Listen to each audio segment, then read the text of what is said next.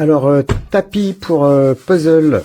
Alors, c'est pas de la feutrine, c'est du néoprène. Voilà, le problème de la feutrine, j'ai fait l'expérience, hein, c'est que ça reste chiffonné, c'est très dur à mettre à plat. Donc, si on veut avoir un puzzle à plat, c'est très compliqué, donc j'ai vite renoncé.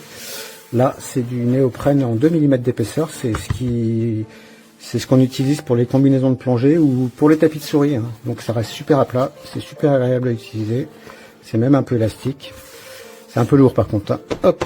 Alors surtout que là on est sur une version XXL. Alors j'ai une grande version.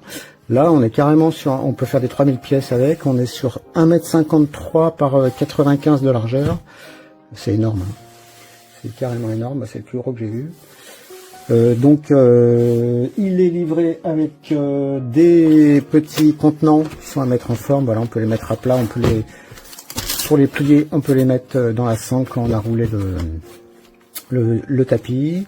Voilà, ils sont à mettre en forme avec des petits boutons de pression. Voilà, on en a 8 de couleurs bien vives, c'est bien. Ah d'ailleurs à propos des couleurs, donc c'est tout noir, donc quand on fait un puzzle un peu sombre, c'est un peu pénible parce que moi j'ai tendance à mettre les pièces un peu au milieu de mon puzzle. Voilà, donc si on pouvait, l'idéal ce serait d'avoir une face blanche et une face noire. Enfin bon.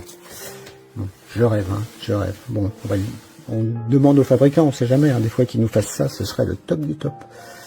Voilà, alors c'est pas tout, c'est pas tout. On a également un boudin qui permet de replier son puzzle, même si on l'a pas terminé, on peut le transporter avec soi. On a également une sacoche pour mettre tout ça.